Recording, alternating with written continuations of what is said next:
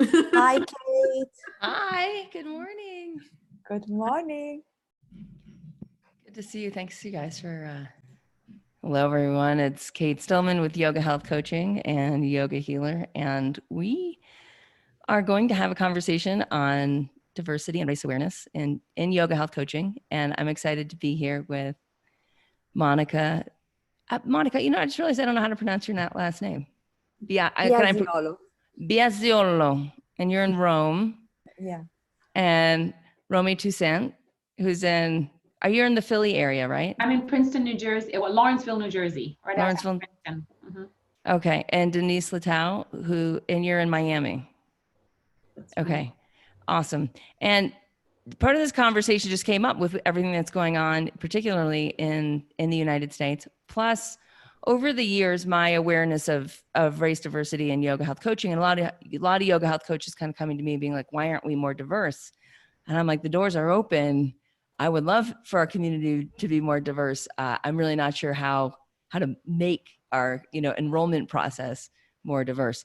And so, that's been in my awareness for, I would say, for years. And I actually have seen our community become somewhat more diverse, and you three being here, a representation of that. In the beginning of our before we hit record, you were all saying how none of you were born in the United States.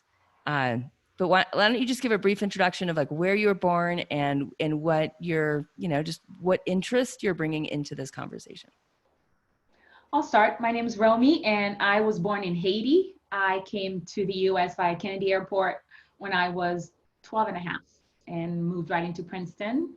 And this is where I grew up and went to school in Rochester, New York. And I'm back here in the area. So yeah, that's where I'm from. Awesome. And can you also say your interest in the conversation? What are you interested in diversity and race awareness and yoga health coaching? I was thinking about this. I was meditating before this practice, and I think we have a magic moment right now. And being a person of color, sometimes I feel really tired, especially lately. It's been really tiring to be having these conversations.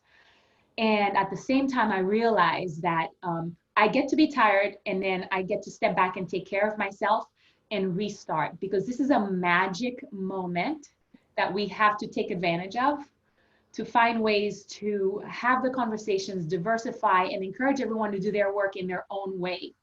So as a mom, as a yoga health coach, as a yoga teacher, I'm finding ways to continue to have this conversation, to take advantage of these magic moments, because now we have, everyone is interested, everyone's paying attention, not everyone, but a lot of people are paying attention. And if I go back to my anger and my resentment, why now? We've been talking about this for years, and we won't do our work. And so this is a great time to get in and have as many conversations as possible while I take care of myself, but use this magic moment to work with our allies to really make permanent changes. Awesome. Denise? Yeah, I actually was born here, but I was here for 3 weeks before I left. So I'm an American citizen. After I was born, my father was in the military at the time. They were stationed in Mannheim. And where's that? Sorry for my ignorance. Sorry, it's Germany. in Germany. Okay. It's in Germany. So most of my time outside the U.S. has been in Germany, Denmark, and England. And I think really resonated what Romy said with regard to this time period. But I think that my outlook has been, and I love that you really brought to the fore that, acronym VUCA, living in this time of tumult, which is always fruitful, as awful as it is. When it's over, if you look historically, if you look at the 60s, and I do regret that I was a baby during that. So I'm looking at this, and I was in Berlin when the wall fell, and I said, oh my God, I'm finally living something historical, out on all of these other things. And I think that as tumultuous and at times trying this all is, I actually think I see the light at the end of the tunnel. Things are slowly shifting, and people seem to be waking up and realizing that we're all here. We're having a different human experience, but we're all here having this experience, and that's about it. That's about as different as it's going to be. Is how we. But people are. I think that the times have changed, and I'm appreciating this very much. I have a son, 25 years old, that I worry about. As in, he is, you can look like whatever. If you have a drop of black blood in your body, you're black. That's it. That's the United States for you. So I worry about him driving a sports car. I worry about him being physically very imposing to people. I worry about him day and night. And that has been honestly the number one reason why I wonder, why did I come back to this country? As you know, there's prejudice everywhere, but what you experience in the United States, and Monica will definitely be able to elaborate on that, compared to what you experience in Europe, is a whole different experience. It just is. Yeah. So. Monica? Yes, I'm Monica, and I was born in Eritrea. My origins are very mixed because I have my father who is half Armenian, half Italian, and my mother is Eritrean. So I grew up, let's say, my childhood there. And then we had to move away because there was a revolution and our property were taken away. So we had to move, and we came to Europe, and I grew up here in Rome, where I live now. And I always felt, part of all these three continents because I deeply had, my family transmitted me all, the culture of these three origins. And so I bring to this conversation this, the fact that we are all we are all the same, and the skin, the culture that differentiate us is just a perception that we have. And I was fortunate enough to raise, and I never had, nobody pointed out my skin. Although one time, I have to say, when I lived in Russia, there was the moment that I realized that I was brown, and it was not a nice feeling. So these days I feel, what the people are living in the United States, and I wish, what I would like to bring is just to help people change this mentality that the skin is not what defines us. We are, part of this whole world, and we should live together with the animals, with with all the beings. And I'm happy to be in this moment because I feel that there is a shift of consciousness, and this movement that are happening is just because are necessary to bring this change and to start to live all together. Yeah. Yeah. And I just want to reflect on like what we're all pointing to is like there's a now, and in the Yoga Sutras, like the first word is like ta, it's now. There's a very much a nowness to embrace. And thanks, Denise, for bringing in that term VUCA, so volatile, uncertain, chaotic, and ambiguous. And that destabilization is the nature of change. Like you can't have something stable and changing at the same time. And so when we look at how the pandemic destabilized things enough for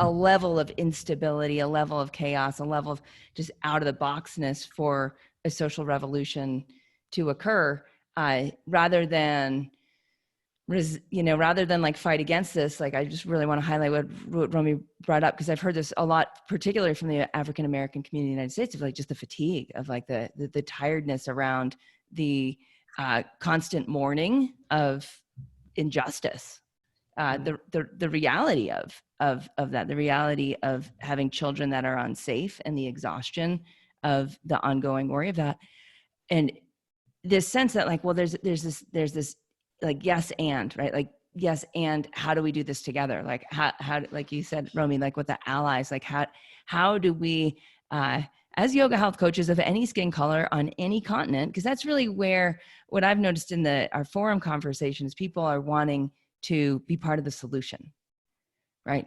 Like everyone's like, how do we do this? Like what, because in this in this now moment, this magical moment, like how do we be more effective? How do we be more helpful, whether it's around social justice or whether it's around just spreading wellness into underserved communities?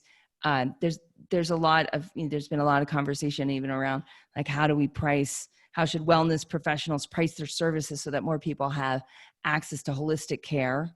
So that all of this is on the table. And so I just would love to hear from you all, like what should we be talking about as yoga health coaches, wherever we are on the planet and whatever color our skin may be, and whatever our socioeconomic, history is or whatnot. That's what I feel like as a representative of the community, like that to me is like the big question on the table right now.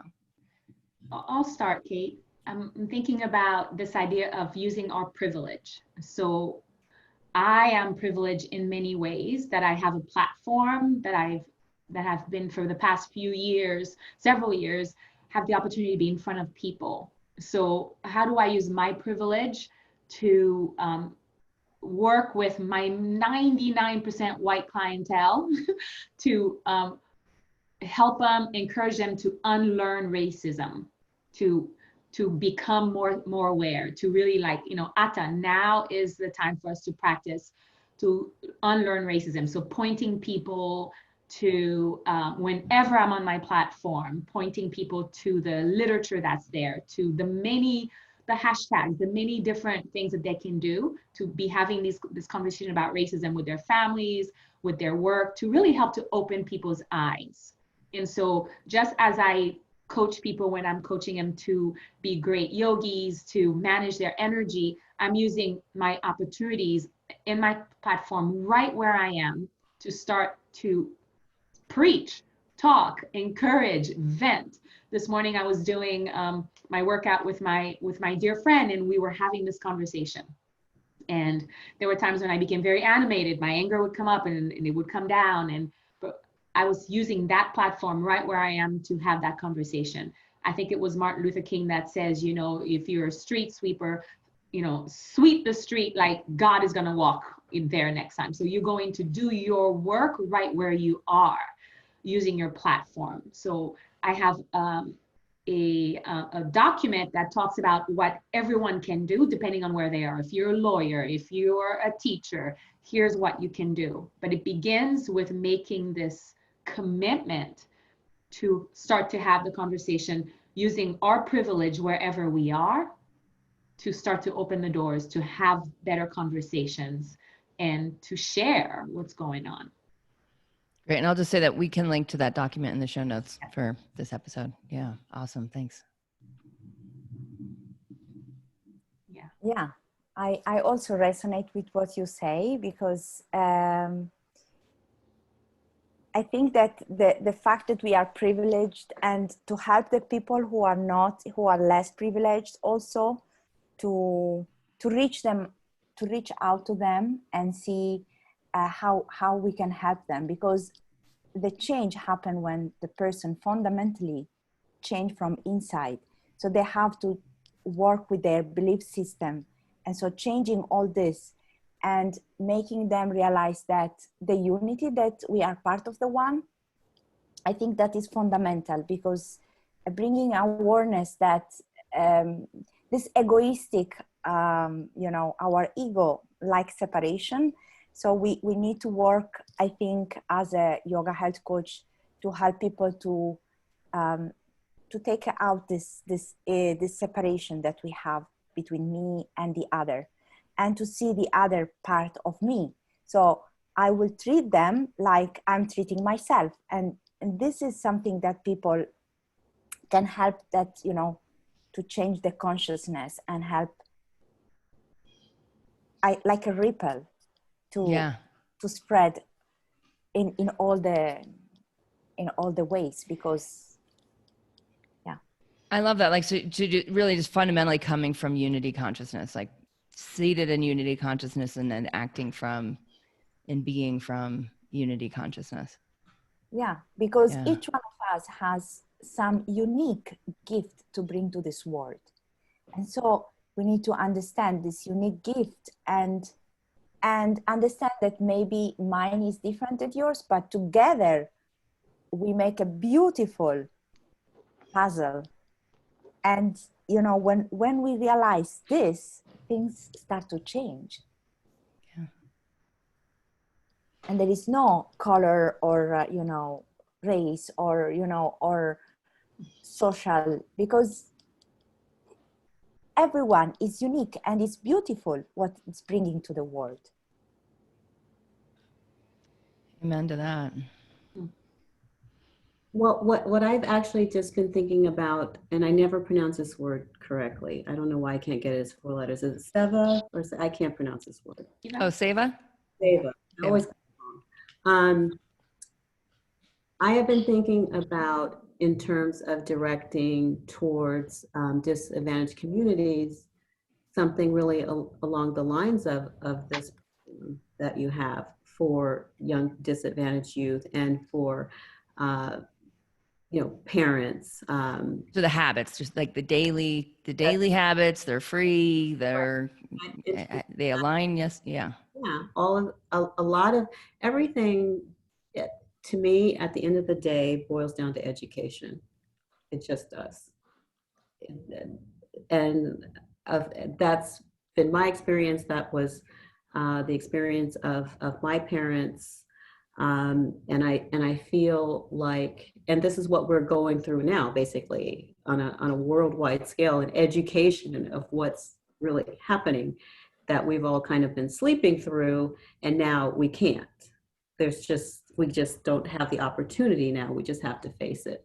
So it's education on a grand scale, the way that I view it. But that the direction that I think that I would like to go in terms of that, starting with the community.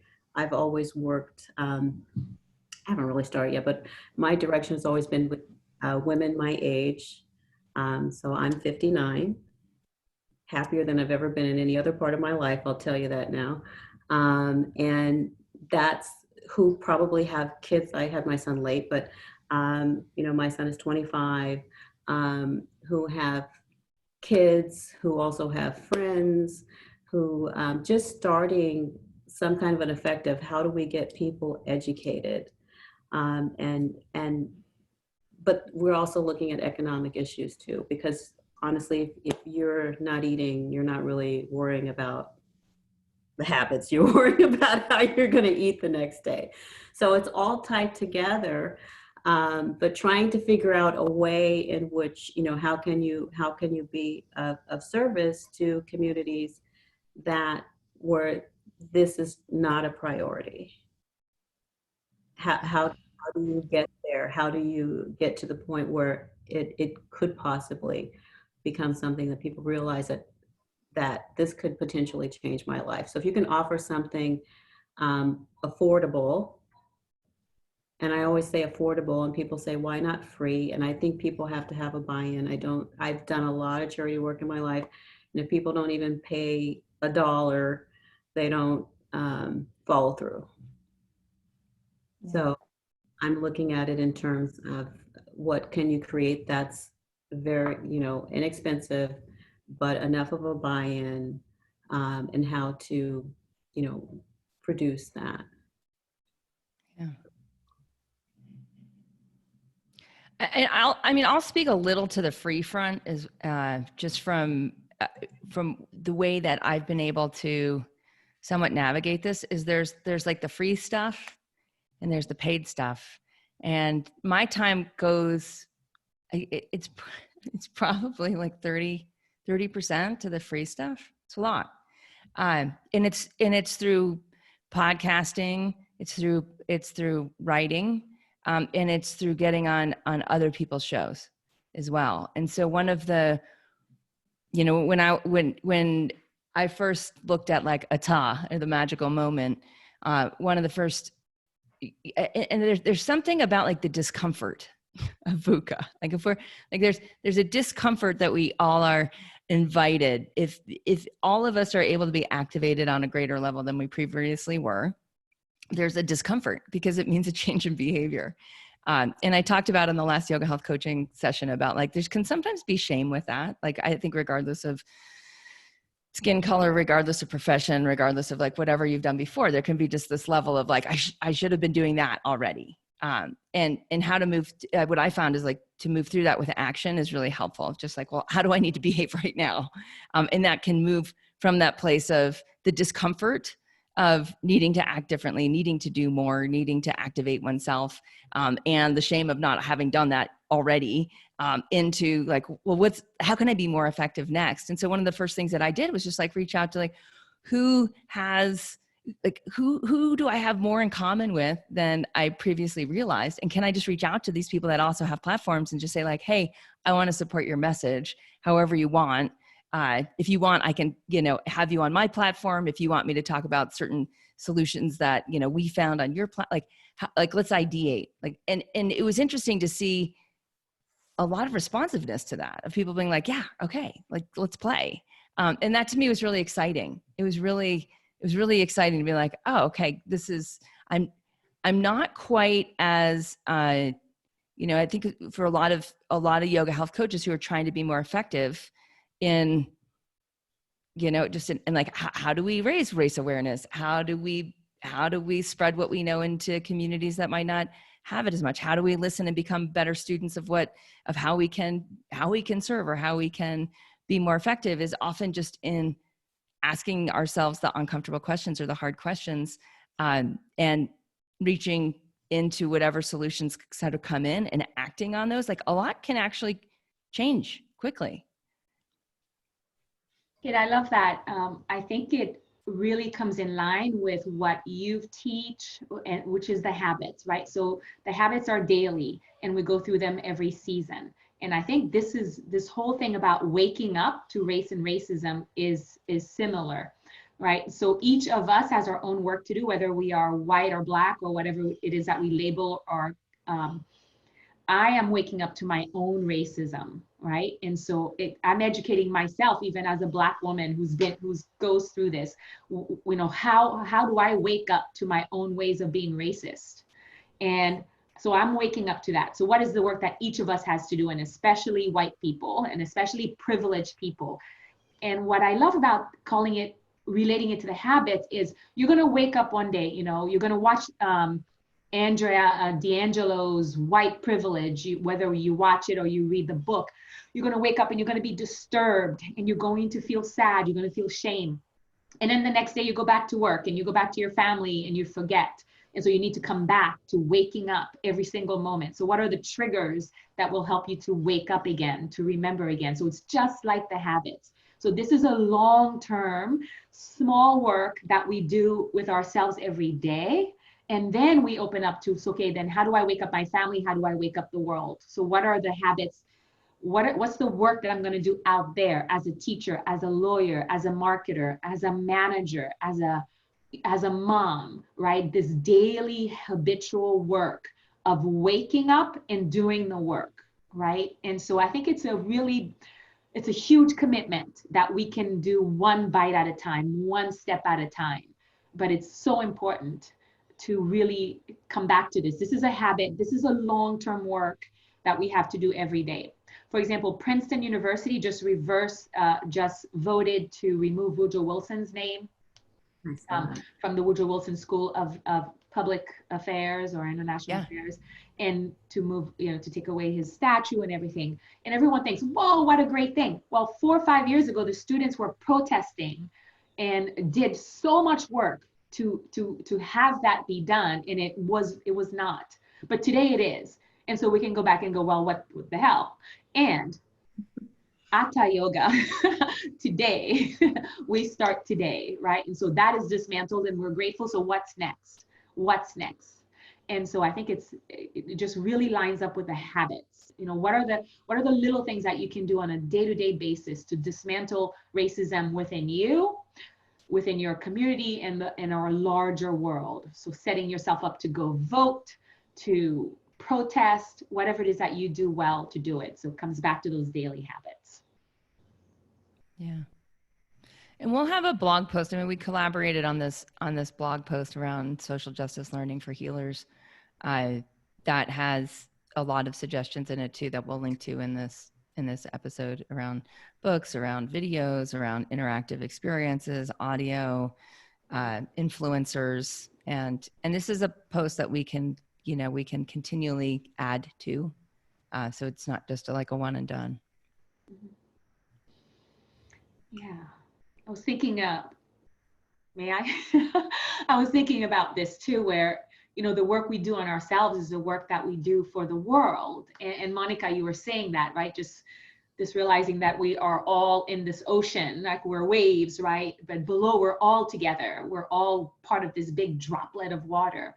And so the habits, you know, the habit of earlier and lighter dinner, taking care of ourselves and going to bed early, and self-massage, self-love. So, you know, like we can only love others if we're loving ourselves.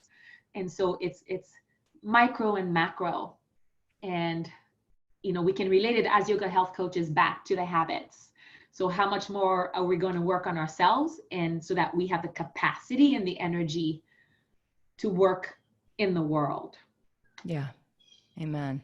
So, I mean, that's one of the things that I've been thinking about a lot lately, is because when I was trained in yoga and in Ayurveda, it seemed like even the way I was trained in Ayurveda seemed really exclusive. It seemed like it was really just available to those that had a lot of money to spend on themselves, right? And it seemed kind of narcissistic. And what really bothered me was the way we were using medicine, or the way we were using plant medicine, because I was like, this isn't really available. This isn't accessible. And so with writing Body Thrive, and with coaching the yoga health coaches through helping people, I've tried to focus on free solutions. Like that's really been my thing, of like, what doesn't have a socioeconomic barrier that like anyone can learn and do. And I think the more we dive into the habits, even like earlier, lighter dinner, you might not, like, that really doesn't work for people that work the night shift. Right. And if we look at a lot of the, like the frontline workers in COVID, like there's a lot of night shift happening. If we look at even, breath body practices, I lived in China, I lived in Beijing for a while, and it was so polluted. I really couldn't exercise, and I'm an avid exerciser, but I'd go jogging and come back and cough up black chunks of, essentially unprocessed coal. And so I understand the need for, clean air and clean water, and even the access to, invasive weeds that might be growing in between the sidewalk cracks or in the park or whatnot, more green spaces.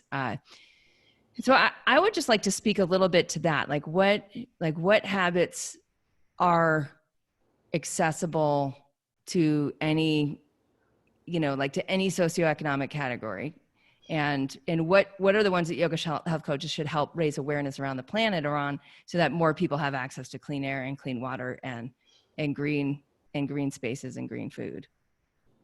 And I can just tip us off, because the one that I kind of zoom in on is like, regardless of when you work, you can intermittent fast, and that enables autophagy. That enables your body to regenerate healthy cells.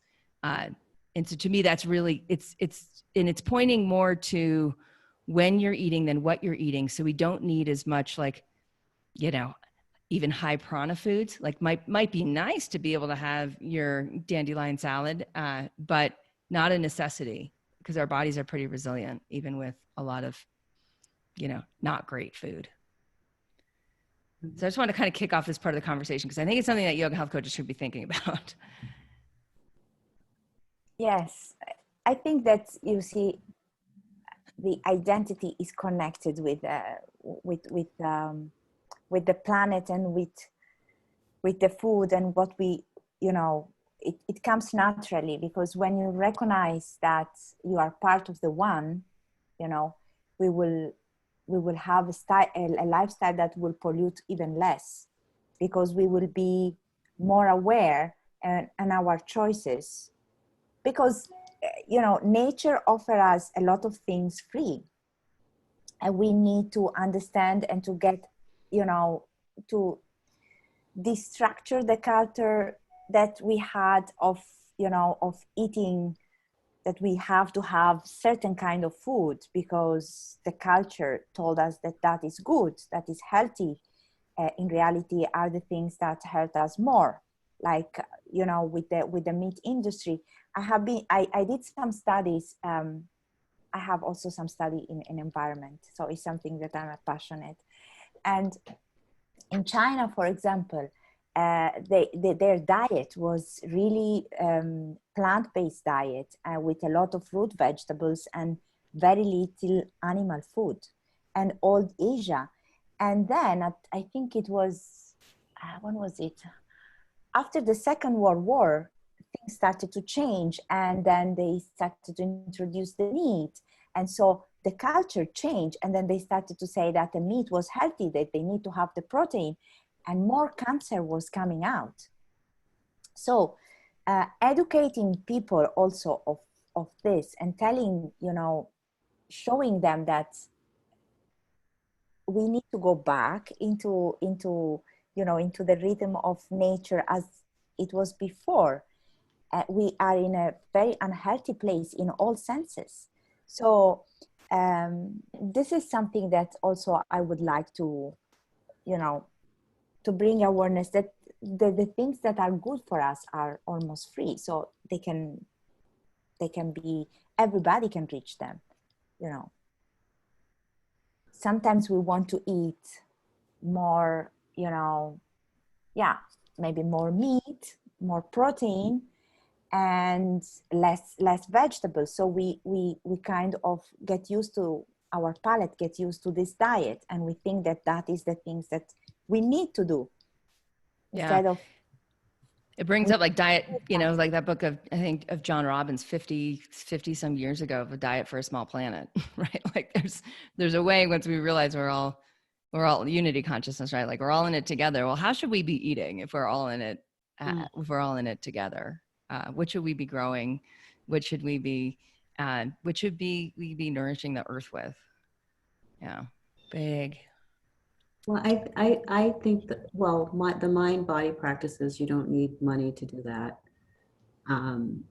That's just a matter of people becoming aware of it, something that you do. And I actually, probably a lot of people do it and don't realize it, have some kind of movement or some kind of, I can't remember, I was saying to somebody that what the funniest thing about this program for me is that a lot of it were habits that my mother had. It's just that she was getting up at 2:30 in the morning. She wasn't meditating, but she was, reading inspirational verses. And then she was doing what she called toning exercises, which turns out to be yoga. Stuff like that. So, and you don't have to have, it's just really about education and awareness. Just knowing that, okay, I can get up a little bit earlier in the day. I can, do something for myself. I can do something for my body and my mind and my soul. I can spend that time, whatever that is, carve out that amount of time and start my day like that, instead of jumping out of bed, trying to get coffee, hitting the road. So just really just shifting, and that does amazing things for everybody. Just starting your day not so hectic is amazing. So do you feel like that? So it's like education that goes into mindset, right? Of just even saying like, hey, I have sovereignty. Like I am sovereign over these habits, like given my work schedule, given my responsibilities, given all this thing, I'm still sovereign over how I use time in these amounts of time. And when we start to take that back, then that time, that's what I find so much, is then that time actually starts to expand. Right. And then we have more sovereignty over our choices and our habits in our life. Right. Right. I had the hardest time forever getting up earlier, just resisting it. And then I had a girlfriend who said, what I like about getting up at 5:30, and I was like, what? And she's like, I don't feel like a slave. Like I start out the day the way that I want to start out. I don't have to just like rush into, whatever it is that I have to do for the day. And I thought about that. I said, that's really true. And then I finally have managed to, even get up earlier than that. But it took me a long time because my mindset was just like, oh, I think my mother did that. I never understood it. So it's like, I'm not doing that. That's insane. Why would you get up that early? Changing it to getting up that early gives me the time really to come to myself and to reflect, and buys me more time in the day before I actually have to get into the things that you have to do. So Yeah. that's been really tremendous once I shifted completely doing that. So, and that's just that doesn't cost any money. Yeah. I think with all the habits, there's a way to have a conversation about it to see, well, what might work for you, for us to help people to get really curious about the smallest little tiny thing that they can add to make it work for them. And I think it's important to let it be part of the conversation and to help people to problem solve, because only they know their full situation. And so then it's like coming together creatively and with curiosity about what's the smallest thing you can do to move in that direction and why, and experiment with it. Notice if you feel better, because it's really about how you feel. And I think once people notice how they feel, then it's contagious. Then they want to make it a priority. And so explaining like, this is what it does for me, and try it. Like, try 5 minutes, try, one walk around the block, and just notice what that feels like, that it's possible for you to feel better. I love that. And I love the shift in, it's like really a shift in responsibility as a coach from needing to figure it out for whoever you're coaching to like helping them figure it out for themselves. And years ago, we had Dr. Beth Claxton. She's a gynecologist. She had to work night shifts. And the more she got into the habit, she was like, how do I do this at night? And so she figured it out. Like she figured out the way for her to have and I was just like, hey, I'll partner with you. Like we'll publish your findings, on our platform. Like, because there's a lot of people that are going to work at night, and we need these people. We need hospitals to be open. We need public transportation. We need things to work at night. And what she ended up doing is then teaching workshops in her hospital to the staff. So like anyone that was working nights, whether it was the janitors or the nurses or the doctors, on what she had found. And so I just want to emphasize that what Romy just said is so important, that we don't need to figure it out for somebody else. We need to be curious and partner with them in a conversation around like, how can I support you? And like, let's figure this out together. Like, what are your ideas on it? Because people are idea machines. Yeah, then they take ownership too, if they've come up with it. Yeah. Yeah, love that. Yeah. Monica, anything to add as we, just on habits around the world and accessible? I loved what Romy shared, and the part of experimenting is fundamental, I think, to just break the structure of the rules that we have, the mindset of our rules. And by experimenting with the habits and feeling on ourselves is the best way to change, because nobody can change if they don't want to change. And when they experiment on themselves, human beings need to experiment. It's part, if they don't feel it on themselves, there's no way that they can change. So this part is fundamental. And I also, with Denise, I agree about education. Education is fundamental. Also, it's another point, because, for example, if we take racism, I have lived in Africa, and I saw a different way of racism. So it's not now about being Black, or, even between Black, there is a huge racism. I saw, I think in Africa was even worse. because, you know, the color of your skin, oh my gosh, is so important. I am not marrying someone who is black than me, you know, so it's part of the human nature to be, you know, to recognize what is similar to me, then I go together. What is something different, he's away. So educating people in recognizing that unity, that we are all the same, and all of us, we form a beautiful puzzle. That is something that's important. Yeah. To change that mind shift and that mindset, you know, and start to, I don't know, I feel that we are just in a gateway of a big consciousness change that is happening with the COVID and everything. And we are just, it's a liminal time, as you say.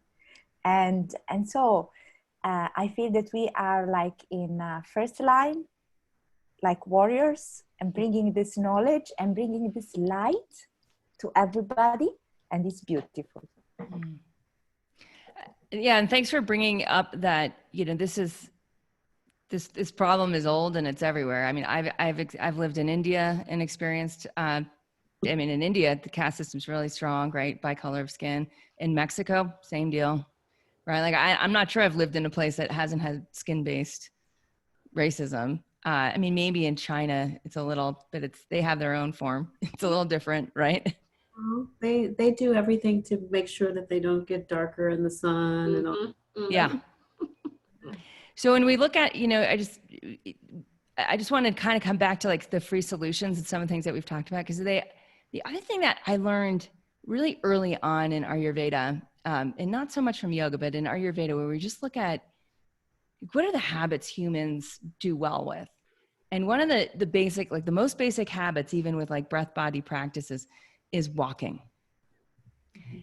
You know, and it's like, it's interesting, like even someone in a jail cell can pace,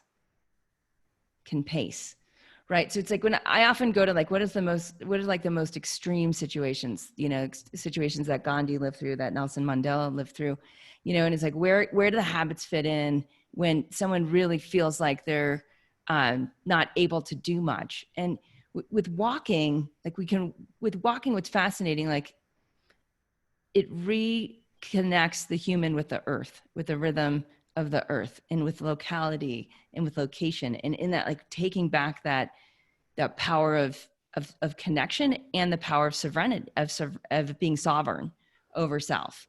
And what's so fascinating from the Ayurvedic perspective, as opposed to like needing a gym membership or needing special equipment or needing a special Pilates teacher or needing a special yoga teacher. Sorry, you guys, I'm not trying to unemploy us as a community,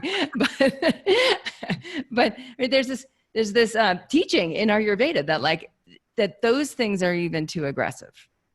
Like working out too much is too aggressive on the body. Whereas like walking, like if you do intermittent fasting and you do walking, and like Denise's suggestion of like, you take time to check in each day with the self, to reestablish connection with the self and reflect and inspiration, like bring in conscious inspiration and connect with other people that are, or other ideas, even if they're written ideas from someone who lived now or 100 years ago, that there's something that awakens our power to be who we want to be and act how we want to act. And to me, it's just fascinating. Like the more I look into the teachings of, you know, the habits of Ayurveda, of this most basic stuff, it's like, it's never the expensive stuff. It's never the expensive herbs. It's never the expensive foods. It's never the expensive gym equipment. That's not it. And we get to be a representation of that. And I just really appreciate Monica's inspiration around, you know, like teaching what we're doing, like doing what we're doing is really important to do right now. Mm-hmm. Yeah, I love that, this walking, you know, Kate, because I taught a class this morning on the elements. And so whether or not you have a lot of space, you could stand up in a little square box and literally walk in place. Right? So you're touching the earth, so you're strengthening your bones. So here's earth, right? Earth element. As you walk, you're moving through space, even if it's a small space. So then there is ether. You're lighting your fire, just moving your legs will kick up the fire element and you're flowing. So this is water. So so here's another way of teaching people how to tap into the elements that is completely free, right? Try walking with your eyes closed and notice how that affects your balance. And so we're back to ether and space. And so I think it's really powerful, and it is free. And one of my son's friends just did this. He was supposed to climb Everest and couldn't do it. So he lives in a building, I don't know how many flights, but he literally recreated hiking Mount Everest up and down his building stairs. Oh my God. Until he accomplished it. So everything is possible with education, with encouragement, and with curiosity. And I love that reminding us that walking is so simple and doable. So, And I love that you brought in that, and we don't actually need to take ourselves from a walk. Like we can do it. We can do it in this space. Yeah. Everything is possible if we're willing to do our work and encourage others to do their work and get uncomfortable, really uncomfortable. Yeah, I think that's a great thing to end on, of just like that there is a desire, like that sparking that desire to do more, that's real. Like that's the yoga, that's what yoga's always demanded tapas. It's always demanded friction. And we use what is, like what's arising right now, what is, as fuel for that tapas, for that burning desire to transform heaven on earth. All beings. Mm-hmm. Yeah. I see as like a diamond. Each one of us are beautiful diamond, raw diamond, that need a little bit of friction just to bring out that light and then to shine. And so that is where the uncomfortable sits, because you need that uncomfortable to shine and to let your beauty come out. Amen. Any closing thoughts? This has been great. I'm glad we got a chance to do a bit of like a Zoomy fireside chat on diversity and race awareness and yoga health coaching. I feel like it's the beginning of many conversations. Well, I just want to thank you for actually opening up the space for us to have this conversation. I haven't actually started with the health coaching yet, so I'm a little bit, there are certain aspects I cannot bring to the conversation, but I do very much believe that in many ways we're very blessed to live during these times. There is this Chinese curse, if you want to think of it that way, of may you live during interesting times. It's considered to be a curse, but maybe it's not. Maybe it's the best thing that you can live through. So I personally am finding that will probably be the result. And I'm looking forward to telling my grandkids about this time when we were all locked down and we couldn't do anything. So, May our grandkids live to see this time. Well, to hear about it. I hope they don't live to Yeah, to see it, to thrive in this time. Yeah, I want to come back to this magic moment. This is a magic moment. It's Kali Yuga, right? These are tumultuous times. But this is a magic moment. And for us to, white people of privilege, to get really uncomfortable, to feel this pain, to feel the shame, to feel to let go of any guilt and to do the work. Every sign of discomfort is the magic moment to decide to be different, to decide to act, to decide to change. And so we're doing it. We're doing our own work within our own racism. I'm doing it, noticing the ways that I am racist, the ways that I am unkind, the ways that I am selfish, and taking that magic moment to spread that into the world in whatever way that I can. So thank you for this platform, and let's continue this conversation. Amen.